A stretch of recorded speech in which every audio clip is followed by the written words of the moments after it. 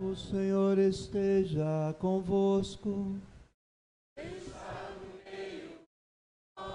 Proclamação do Evangelho de Jesus Cristo, segundo Lucas. Glória a vós, Senhor.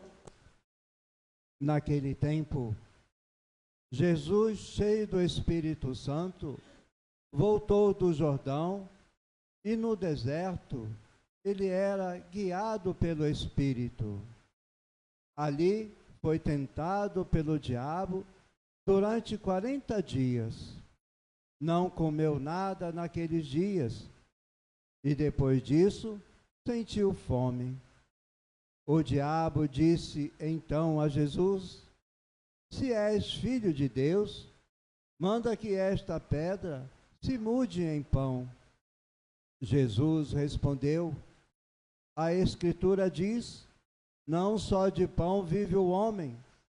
O diabo levou Jesus para o alto, mostrou-lhe por um instante todos os reinos do mundo. Ele disse: eu te darei todo este poder e toda a sua glória, porque tudo isso foi entregue a mim e posso dá-lo a quem eu quiser. Portanto, se te prostrares diante de mim em adoração, tudo isso será teu. Jesus respondeu: a Escritura diz, adorarás o Senhor teu Deus e só a Ele servirás. Depois, o diabo levou Jesus a Jerusalém, colocou-o sob a parte mais alta do templo. Ele disse: se és filho de Deus, atira-te daqui abaixo, porque a Escritura diz, Deus ordenará aos seus anjos a teu respeito, que te guardem com cuidado. E mais ainda, eles te levarão nas mãos, para que não tropeces em alguma pedra. Jesus, porém, respondeu: a Escritura diz, não tentarás o Senhor teu Deus. Terminada toda a tentação, o diabo afastou-se de Jesus para retornar no tempo oportuno. Palavra da salvação.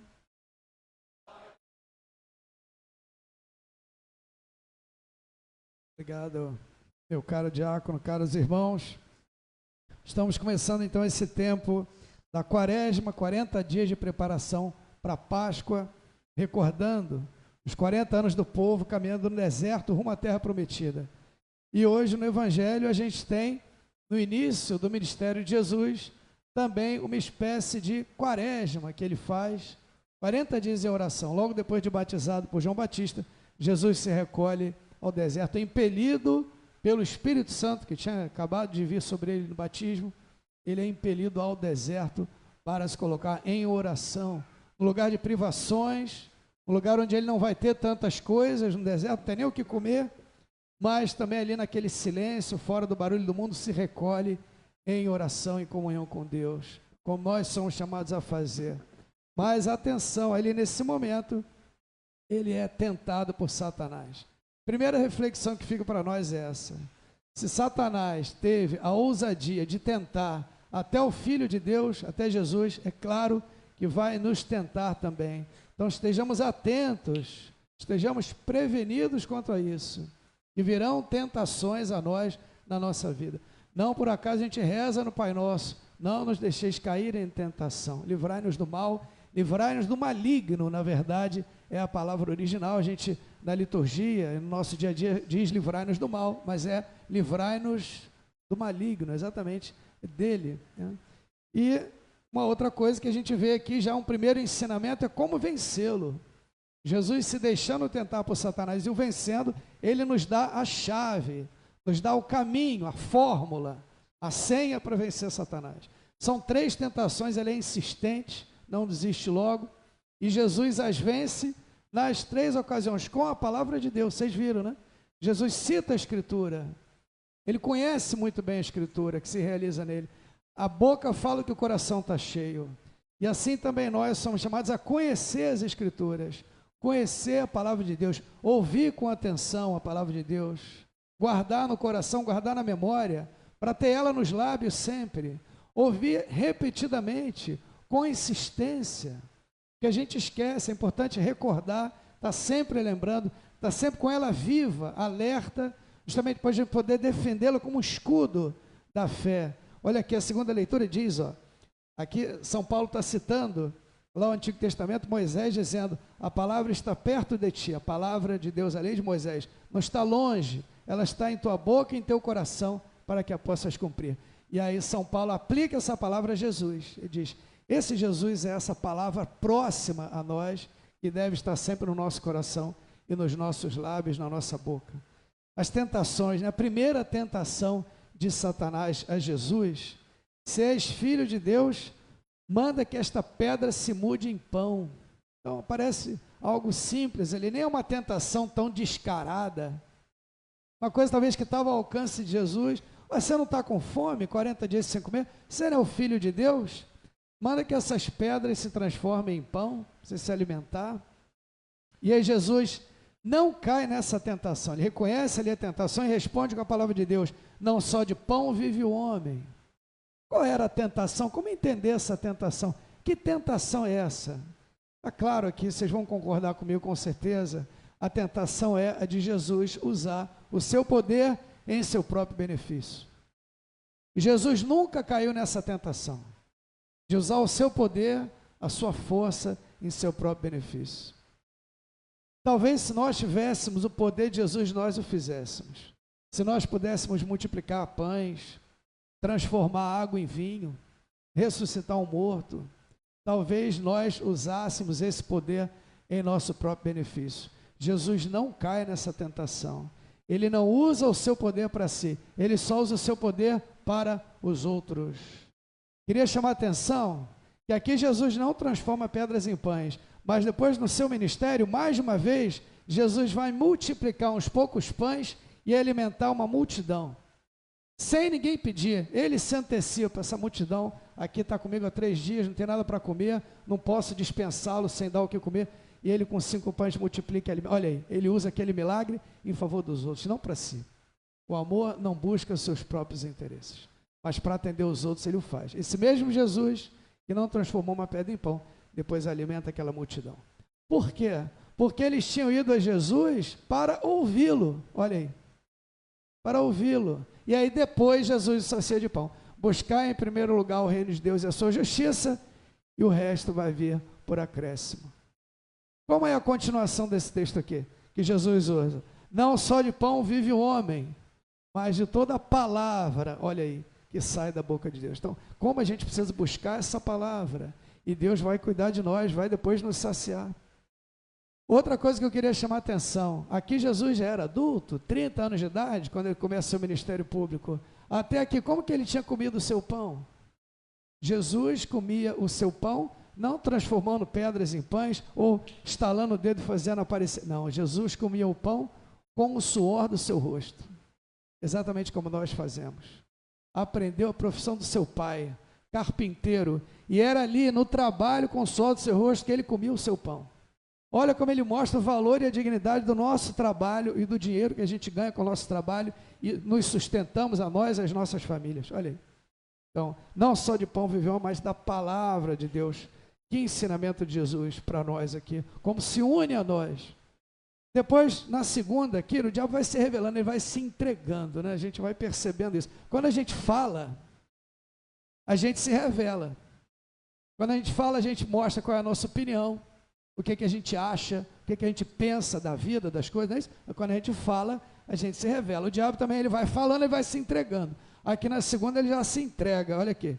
Levou Jesus para o alto e mostrou-lhe, por um instante, todos os reinos do mundo. E lhe disse, eu te darei todo este poder e toda a sua glória, porque tudo isso foi entregue a mim. Olha isso que o diabo diz. Todos os reinos do mundo, todo o poder e sua glória foram entregues a ele. Isso dá o que pensar, né? Bom, mas é o pai da mentira também, não dá para confiar. De qualquer forma, é o que ele diz. E aí depois ele diz, tudo foi entregue a mim e eu posso dá-la a quem eu quiser. Portanto, se te prostrares diante de mim em adoração, tudo isso será teu. O diabo abre mão de tudo, entrega tudo que ele tem para ser adorado como se ele fosse um Deus. Aqui ele se revela. O que ele queria era ser Deus, mas ele não é. Mas ele queria ocupar o lugar de Deus. Se você me adorar, se você me reconhecer como seu Deus, eu te dou tudo o que eu tenho. E aí Jesus responde, não, a Escritura diz, adorarás o Senhor teu Deus, só Ele servirás.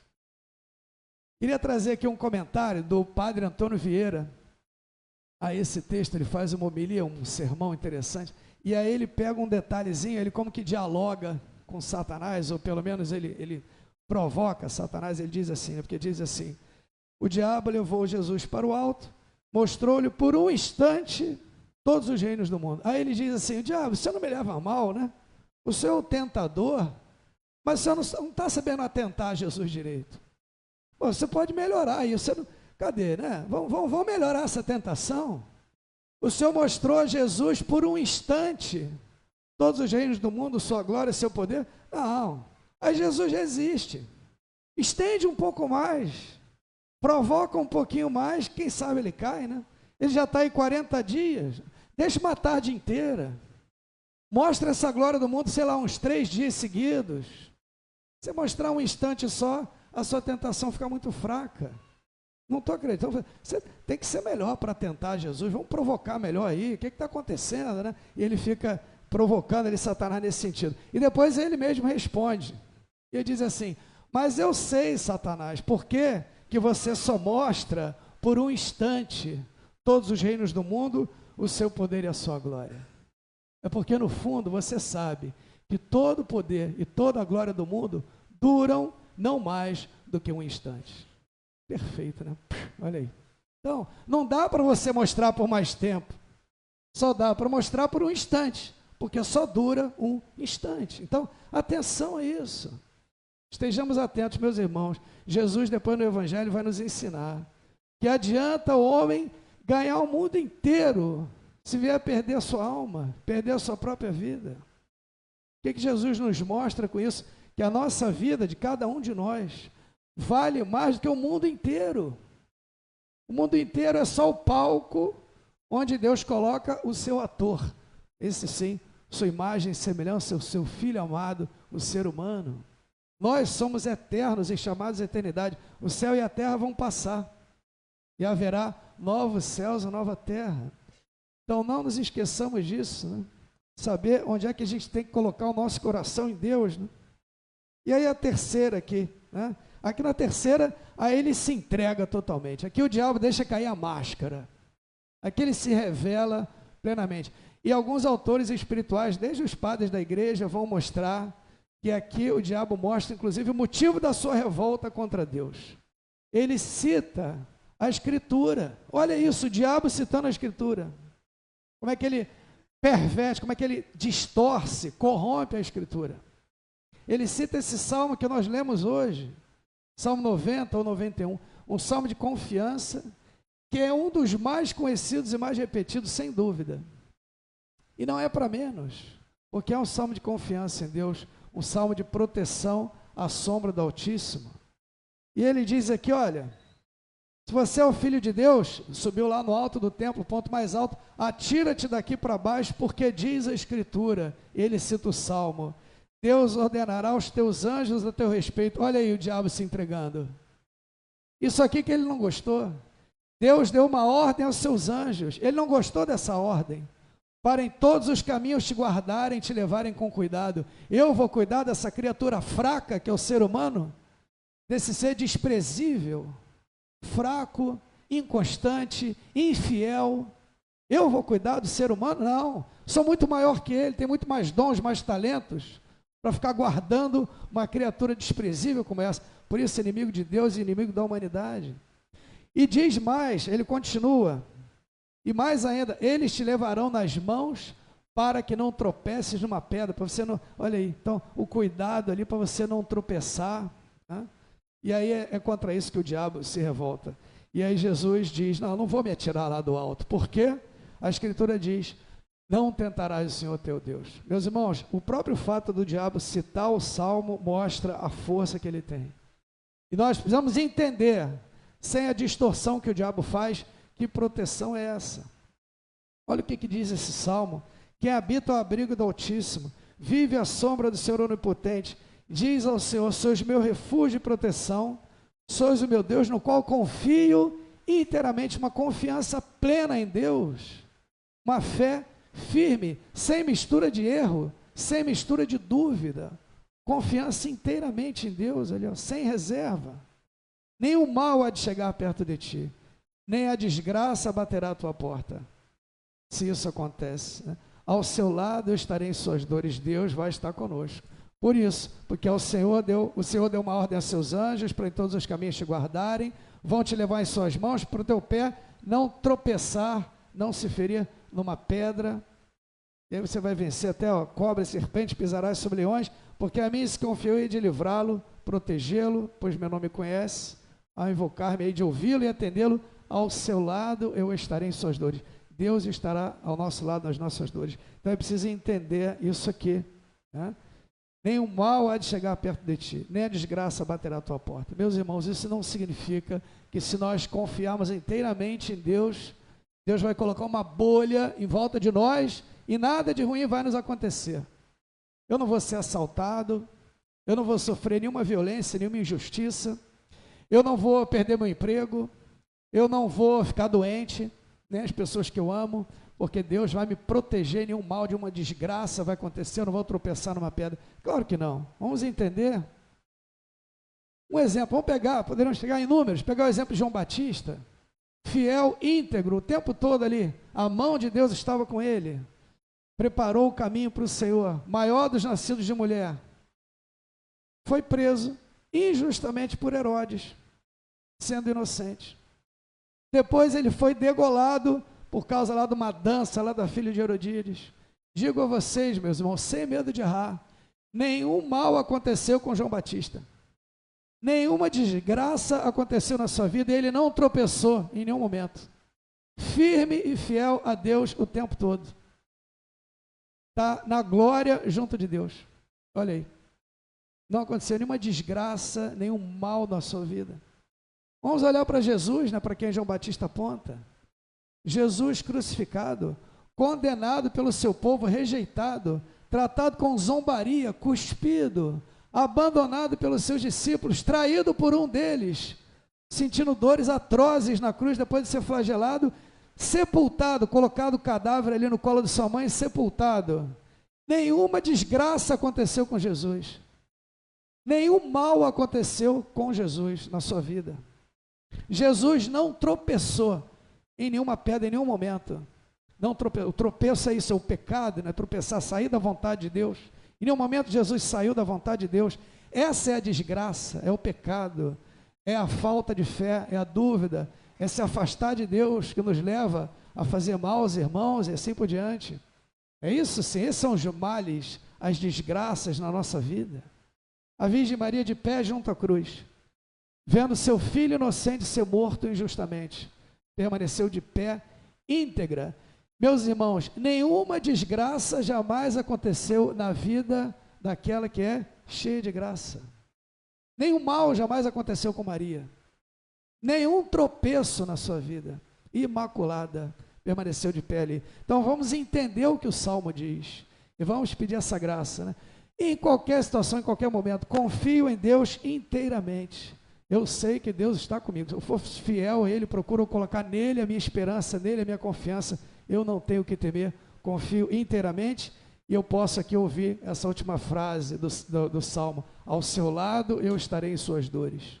Deus está conosco em todos esses momentos, em todas essas dificuldades, tribulações que a gente enfrenta, e é nele que nós encontramos força. Então vamos aprender de Jesus como vencer as tentações, né? Jesus ali no deserto é como que o início do seu ministério, porque tudo isso aqui depois foi a vida dele, e é um sinal do que é a nossa vida, as tribulações que a gente enfrenta e de como nós vamos vencê-las também. Amém. Vamos ficar de pé, meus irmãos? Vamos juntos profetizar.